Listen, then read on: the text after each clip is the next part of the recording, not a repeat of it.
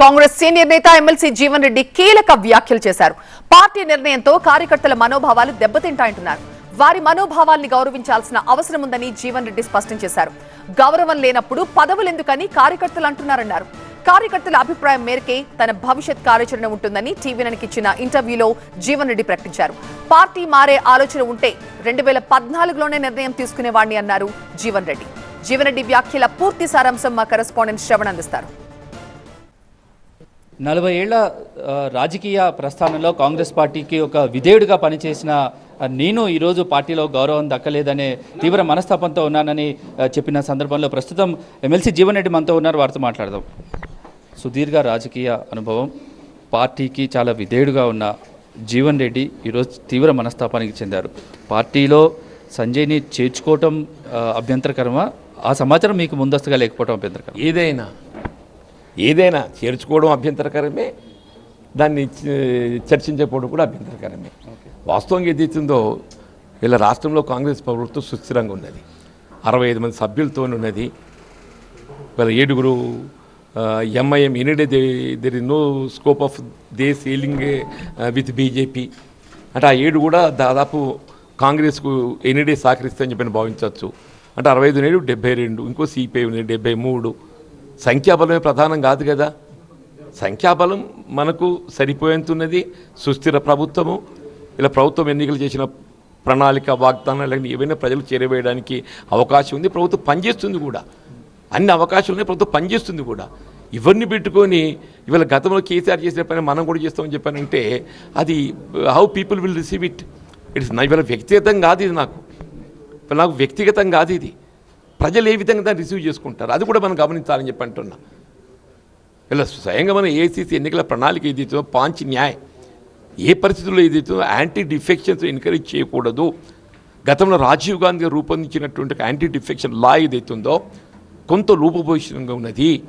దాన్ని మరింత పటిష్టం చేసి ఇవాళ పార్టీ డిఫెక్షన్స్ ఏదైతుందో చెక్ పెట్టే విధంగా ఎవరైతే సభ్యుడు పార్టీ మారినట్టయితే వారి సభ్యత్వం రద్దు చేయబడే విధంగా మేము చట్టాన్ని మార్పు చేయడం జరుగుతుందని చెప్పని ఇలా పాంచ్ న్యాయలో కాంగ్రెస్ పార్టీ ఎన్నికల ప్రణాళికలో పేర్కొందని చెప్పంటున్నాను నేను.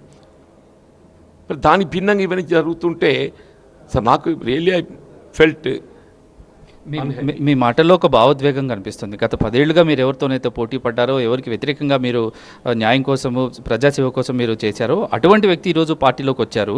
సో ఇప్పుడు మరి పార్టీ కానీ అంటే పార్టీ నిర్ణయం తీసేసుకుంది, జరగాల్సింది జరిగిపోయింది. నెక్స్ట్ జీవన్ రెడ్డి కార్యాచరణ ఎలా ఉండబోతుంది? ఇప్పుడు మీరు ఎమ్మెల్సీ పదవికి రాజీనామా చేయాలని నిర్ణయం తీసుకున్న సందర్భంలో తదుపరిగా ఇంకేమైనా మరిన్ని రాజీనామాలు ఉంటాయా?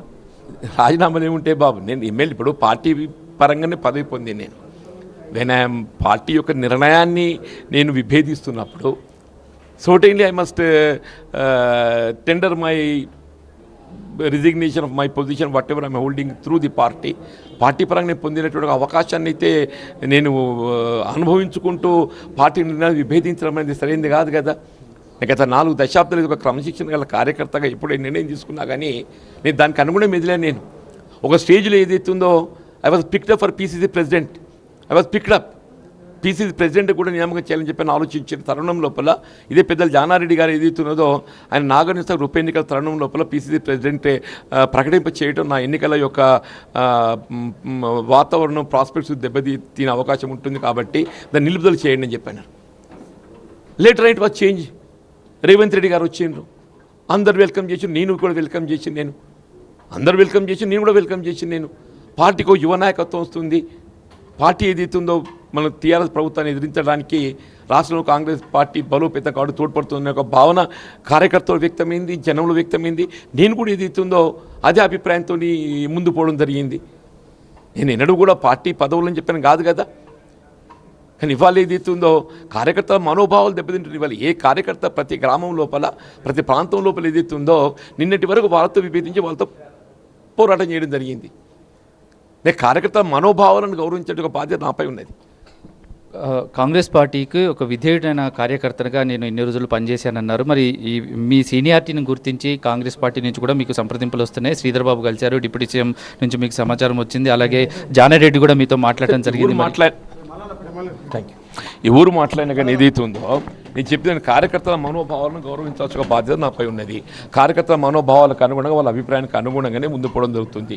కార్యకర్తలు కూడా అందరూ కూడా ఏదైతే మన గౌరవం లేనప్పుడు ఆ పదవితోనే మనము చేయగలిగేది ఉంది అని ఒక భావన వ్యక్తం చేసిండు. నిన్న శ్రీధర్ బాబు గారు ముందే వ్యక్తం చేసిండ్రు. దానికి అనుగుణంగా కార్యకర్తల మనోభావాలకు అనుగుణంగా వాళ్ళ ఆలోచన విధానానికి అనుగుణంగానే ముందుకు పోతున్నారు. శ్రీధరబాబు గారు మీడియాతో మాట్లాడుతూ కూడా వారు చాలా సీనియర్ నాయకులు, వారి చాలా లీడర్షిప్లో చాలా మంచి జరిగింది కాంగ్రెస్ పార్టీకి అని అన్నారు కదా. ఇప్పుడు మీరు అంటే ఎమ్మెల్సీ పదవికి రాజీనామా చేసిన తర్వాత గ్రామ స్థాయిలో తిరగాలని నిర్ణయం తీసుకున్నారు అనేది ఉంటుంది. ఇప్పుడంటే పీపుల్ కదనే, ఇప్పుడు రాజీనామా చేసి ప్రజాజీవితం ఇంతవరకు నాకు తోడు నిలిచినటువంటి ఒక కార్యకర్తలు జనాన్ని అయితే కలుసుకొని వారికి సహకరించిన ధన్యవాదాలు చెప్పడమా, లేకుండా భవిష్యత్తు కార్యాచరణ ఏ నిర్ణయం ఏ విధంగా ఉండాలని కూడా వాళ్ళ అభిప్రాయం మేరకు ఉంటుంది తప్ప నేను వ్యక్తిగతంగా తీసుకునేటువంటి ఒక ఆలోచన ఉండదు కదా. పార్టీలోని సీనియర్లు మిమ్మల్ని సంప్రదించే ప్రయత్నం చేశారు. ఇప్పుడు ముఖ్యమంత్రి కార్యాలయం నుంచి కానీ ముఖ్యమంత్రి నుంచి కానీ ఎటువంటి సమాచారం కానీ ఎటువంటి మెసేజ్ కానీ ఏమైనా వచ్చిందా, ఏమైనా ఎక్స్పెక్ట్ చేస్తున్నారు మీరు సంప్రదించే? సారీ, ఒకటి ఏదైతున్నదో ఎవరు చేసినా కానీ జరిగిన నిర్ణయాన్ని ఏదైతుందో నిర్ణయం తీసేసుకున్నారు, అయిపోయింది. పార్టీ పరంగా తీసుకున్న నిర్ణయం తీసేసుకున్నారు, అయిపోయింది. It is left to the other side. Now it is left to the other side. One side they have taken decision. One side they have taken decision. No, it is for the what to do. It is for the other side.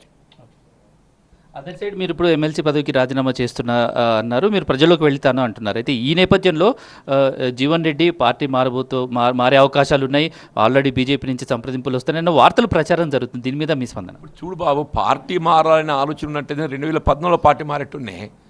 2014లో అప్పుడు ఉమ్మడి కరీంనగర్ జిల్లాని ఒక్కనే కాంగ్రెస్ ఎమ్మెల్యేని గెలిచింది నేను. కేసీఆర్ నాకు దగ్గర మిత్రుడు, కేసీఆర్ నాకు దగ్గర మిత్రుడు అని చెప్పి అంటున్నాను నేను.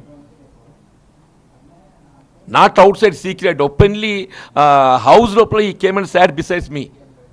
శాసనసభ మందిరం లోపల ఏదైతే ఉందో వాళ్ళ డిబేట్స్ వాజ్ ఆన్, వచ్చిన పక్కన కూర్చొని అతను మాట్లాడిపోయిండ్రు. కేసీఆర్ నా సన్నిహిత మిత్రుడు, పార్టీ ఆడే మారుదు. నేను అట్లెందుకు అనుకుంటాను పార్టీ మారుతా అని చెప్పని.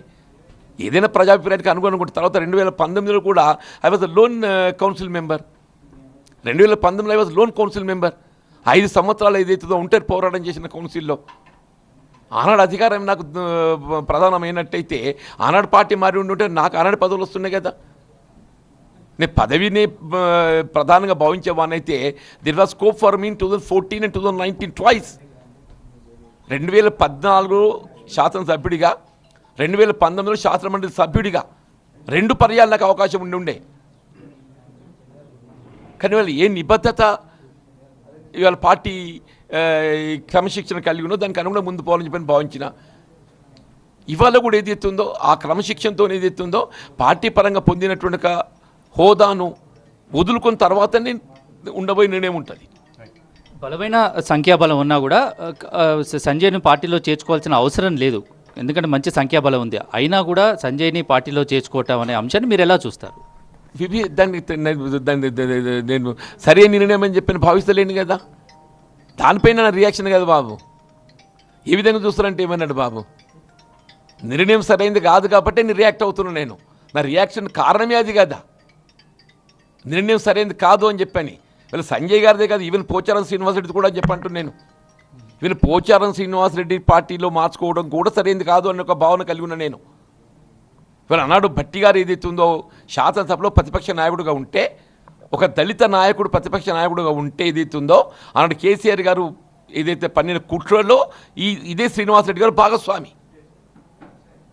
వీళ్ళు భట్టి గారి యొక్క ప్రతిపక్ష హోదా తొలగింపులో అటువంటి ఆయన ఏదైతే ఉందో మరి ఆయనతో పార్టీ ఏ విధంగా అప్రూవ్ అవుతుందని చెప్పి పార్టీ భావిస్తుందో నేను ఊహించలేనని చెప్పి అంటున్నాను. ఇది ఓవరాల్గా పరిస్థితి. సుదీర్ఘ అనుభవం ఉంది, పార్టీతో కలిసి పనిచేశాను, ఎంతో పార్టీకి సేవ చేశాను. నా ప్రయోజనాల కన్నా పార్టీ ప్రయోజనాలకు ఎక్కువ ప్రాధాన్యత ఇచ్చిన ఈ మూమెంట్లో నాకు ప్రాధాన్యత లేకపోవడం అనేది నాకు తీవ్రంగా మనస్తాపాన్ని గురి చేస్తుంది. ఖచ్చితంగా ఎమ్మెల్సీ పదవికి రాజీనామా చేసిన తర్వాత ప్రజల్లోకి వెళ్తాను. పార్టీ మారుతున్నాననే ఏదైతే వార్తలు ఉన్నాయో, వదంతులు ఉన్నాయో, ఇప్పటివరకైతే అందులో ఎటువంటి వాస్తవం లేదు. ఎవరు నన్ను సంప్రదించలేదు. పార్టీ లైన్లో ఇన్నాళ్ళు నడిచిన కాబట్టి పార్టీ నాకు ఆ గౌరవం ఇవ్వలేదు కాబట్టి ఇప్పుడు ఎమ్మెల్సీ పదవికి రాజీనామా చేస్తున్నానని అంటున్నారు. Camera person Sampath, Shravan, TV9 Hyderabad.